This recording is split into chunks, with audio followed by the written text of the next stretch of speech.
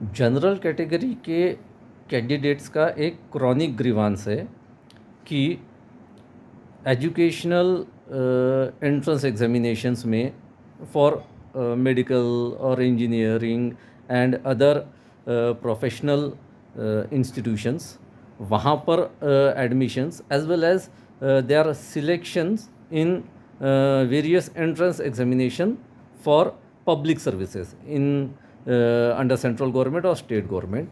यहाँ पर general category के कैंडिडेट्स का सिलेक्शन डिस्पाइट परफॉर्मिंग बेटर वो नहीं हो पाता है because of reserved category candidates. ये ग्रीवांस को हमें समझना पड़ेगा कि क्या रिजर्व्ड कैटेगरी के कैंडिडेट्स की वजह से बेटर परफॉर्मिंग जनरल कैटेगरी के कैंडिडेट्स वाकई में वहाँ पर एडमिट और सिलेक्ट नहीं हो पाते हैं क्या? ये समझने के लिए वी नीड टू अंडरस्टैंड कि कंपटीशन किस में होती है। कंपटीशन एक कैटेगरी के कैंडिडेट की दूसरे कैटेगरी के कैंडिडेट्स के साथ नहीं होती है।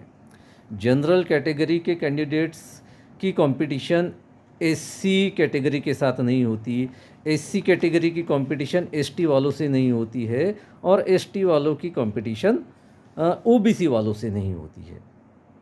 ब्रॉडली रिजर्व्ड कैटेगरी के कैंडिडेट्स की कंपटीशन जनरल कैटेगरी के कंपटीशन के कैंडिडेट से नहीं होती है।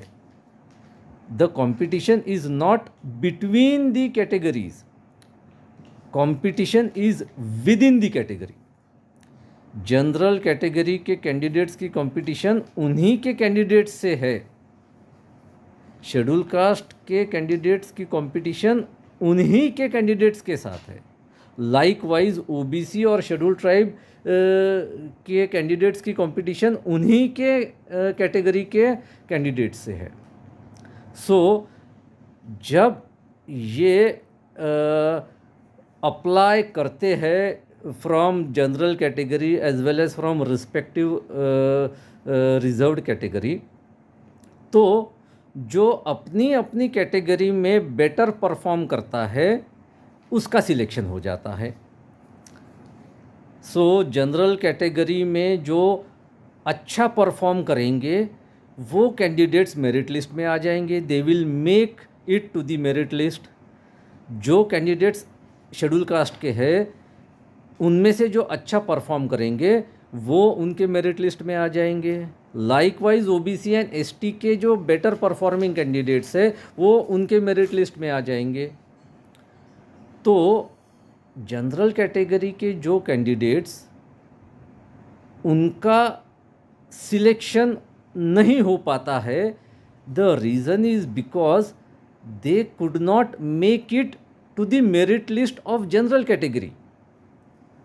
वो अपने ही कैंडिडेट्स के साथ एट पार कॉम्पीट नहीं कर पाए, इसलिए जनरल कैटेगरी के मेरिट लिस्ट पे वो नहीं आ पाए और उनका सिलेक्शन नहीं हुआ। So in this process how are the candidates of reserved categories responsible? आप तो आपके ही कैटेगरी के कैंडिडेट्स के साथ कॉम्पीट नहीं कर पाए, इसलिए मेरिट लिस्ट में आप नहीं आ पाए। So for that you own are responsible, you yourself are responsible that you could not perform better within the category. So when you could not perform better within the category, then you jump to compare yourself with the performing candidates, with the merit candidates of other categories. That is not fair.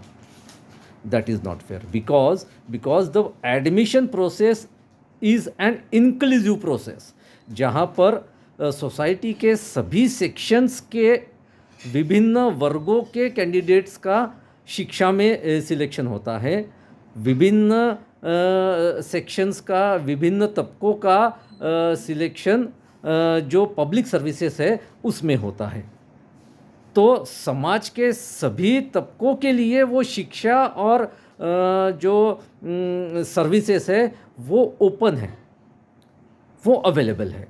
That is equitable distribution. इसीलिए जब कोई भी advertisement आती है, even for admissions in educational institutions और for particular services, तो seats का जो अलॉटमेंट होता है वो अलॉटमेंट किया जाता है so that everyone gets his reasonable share of participation in education as well as in services. So I feel कि the blaming of the general category candidates who do not get selected, the blame rests with themselves, that they could not outperform their own candidates in the general category, because of which they were not selected in the merit list. ये एक reason हो गया।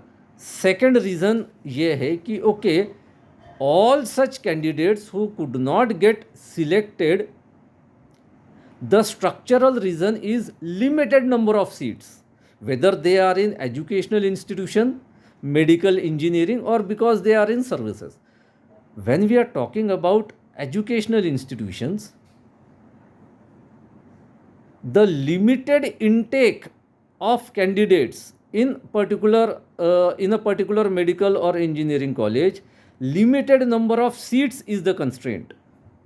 कि 60 ही अगर seats है तो 60 में से 30 सीट्स जनरल कैटेगरी को जाएगी, 20 सीट्स ओबीसी को जाएगी और 10 सीट्स एससी एसटी को जाएगी.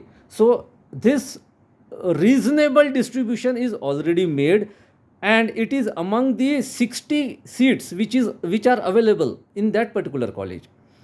तो अभी ये जो रिस्ट्रेन है कि हम 60 की ही कैपेसिटी रखते हैं एक इंजीनियरिंग और मेडिकल कॉलेज की, तो जो जनरल कैटेगरी के कैंडिडेट्स जो मेरिट लिस्ट में उनके नहीं आ पाए और जिनका एडमिशन नहीं हो पाया है, इसका दूसरा स्ट्रक्चरल रीज़न ये है कि we do not have adequate educational infrastructure to absorb such better performing candidates. तो उसके लिए हमें हमारा एजुकेशनल इंफ्रास्ट्रक्चर उसको एक्सपांड करना पड़ेगा. हमें ज़्यादा मेडिकल इंजीनियर और प्रोफेशनल एजुकेशनल इंस्टीट्यूशंस क्रिएट करने पड़ेंगे which will be having that capacity to absorb and increase the intake of the candidates. So I feel that making the backward and reserved category candidates responsible for not getting admission in the educational institutions and public services, that is not fair. That is not fair, and the sentiments are understood. The sentiments are understood, but let us channelize those sentiments for the right reasons, that we need to expand and create more educational infrastructure so that all such candidates get absorbed and admitted